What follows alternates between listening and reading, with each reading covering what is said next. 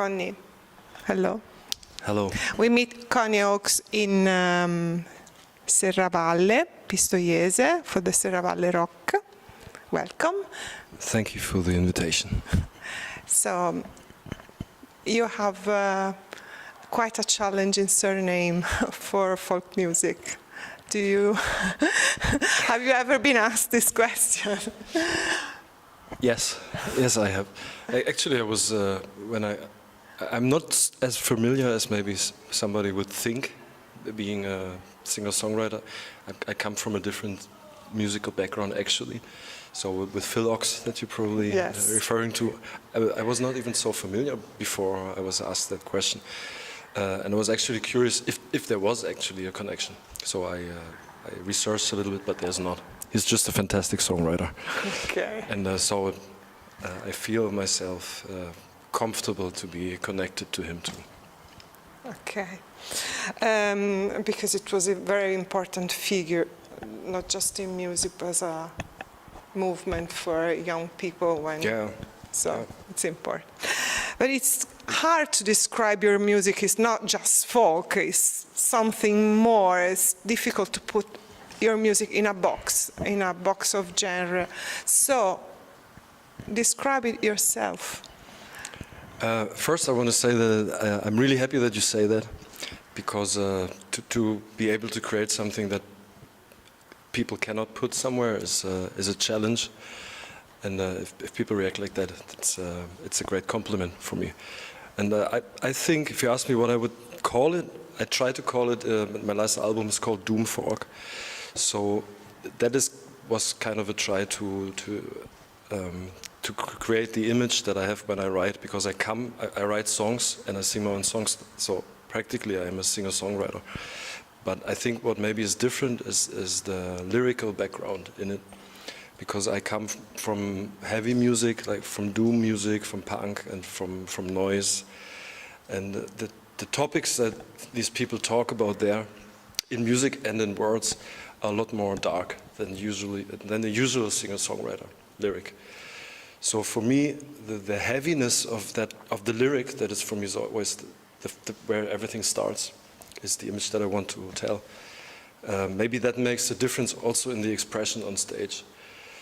Because I don't know, then maybe you can tell me if you see it the same, but I think I kind of lose myself in my songs when I play them live. They're also always different. They're different on the album. They're different almost every time when I play. So maybe that's what makes it different to a normal singer-songwriter set, where there's just a traditional song. And with my sets, it can go many different ways.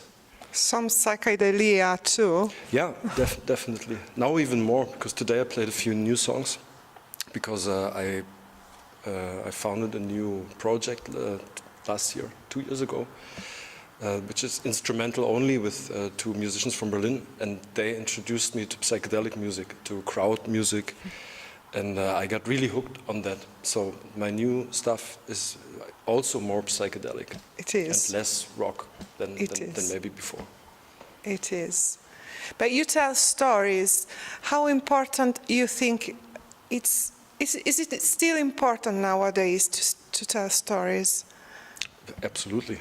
I mean, I think it was always important, especially for a good song, that maybe remains in time. But I think now it's more important than ever, because the possibilities for people to record on their own, like the technical background, that everybody can record an album at home, in theory, gives a lot of people the chance to record music, but also good music, like instrumental music. There's a lot of great stuff.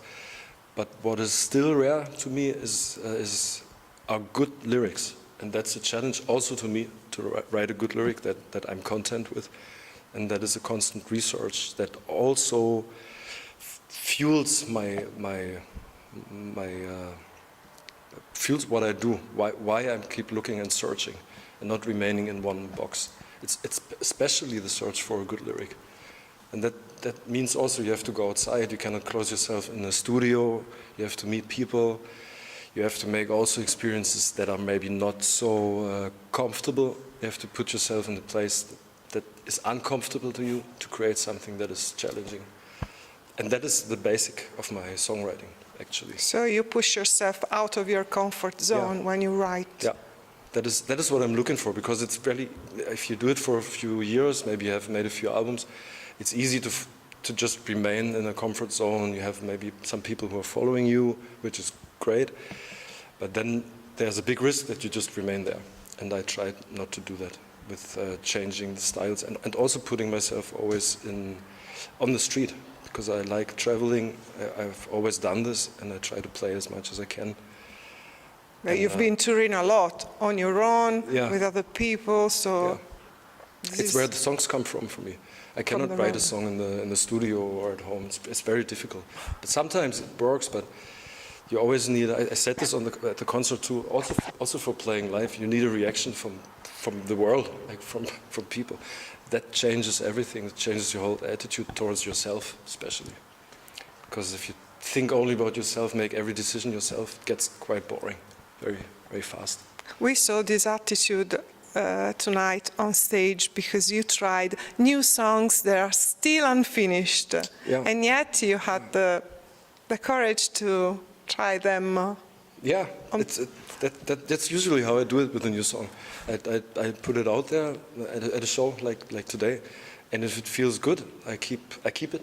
Working on the song. Yeah, or maybe like today there was one that probably I just keep it as I did it today because I liked it. So maybe it's just good like that. Sometimes you do the same and maybe it doesn't work that well, so that one falls off a little bit. It's important to try. So your stories come from the road. Do you believe that stories and music can still open up minds and hearts? Yes. So, simple go answer. on. I totally believe that.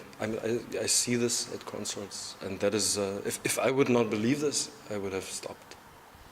It's the thing that keeps... Instead, you keep on growing, and since your first album to your last album, there's been an evolution. So it's your musical growing up, but it's also your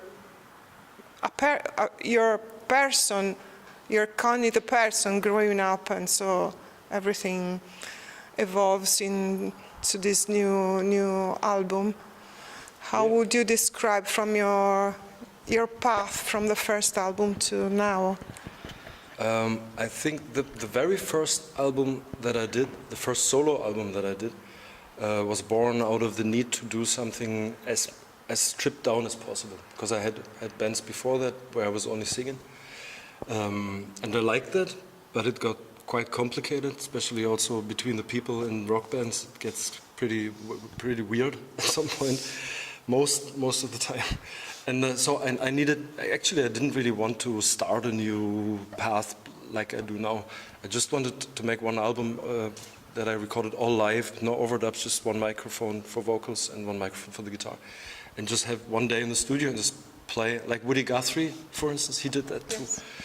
And I just wanted to make that experience to maybe have again energy to put myself into a band. Just to strip down everything and cut all the bullshit and get as stripped down as possible.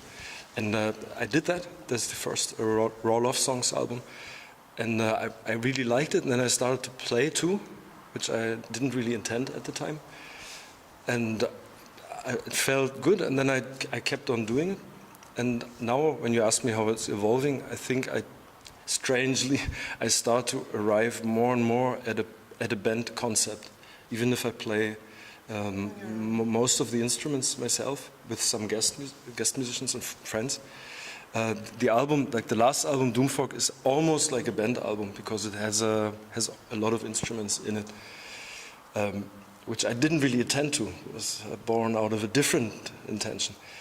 But I still like it, but I think I arrived at a point with that album where it's good like that, and now with the next stuff that I do, I want to go again further away from a band concept and make something that is more radical, like the first album.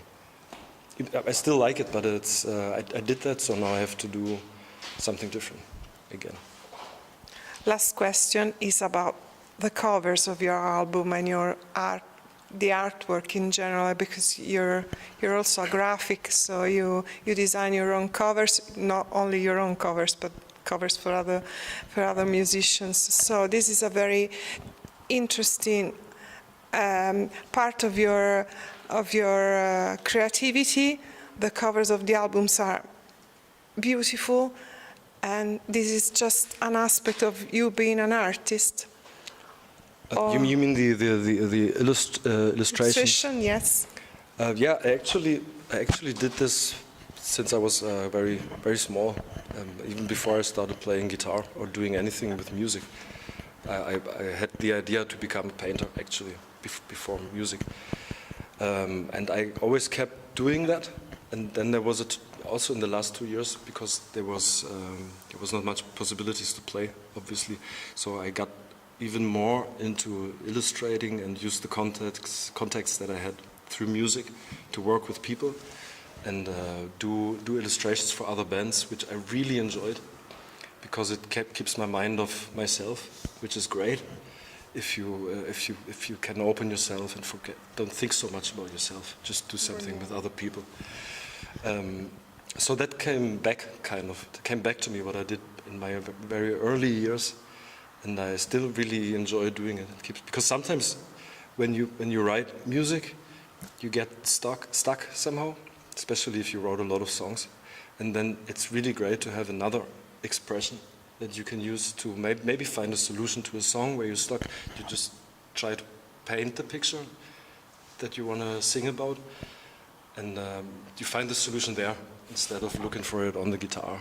Or just in thinking. Yeah, sometimes it breaks an obstacle that maybe you have. So I'm really thankful for that. And I'm also very thankful that there's a big community that luckily I have the chance to work with. Because also the underground community is they're very curious, they're very loyal. They really appreciate when somebody puts their spirit into something. And so it's always good collaborations. It's not like a high level, how can you say that? Like mainstream stuff.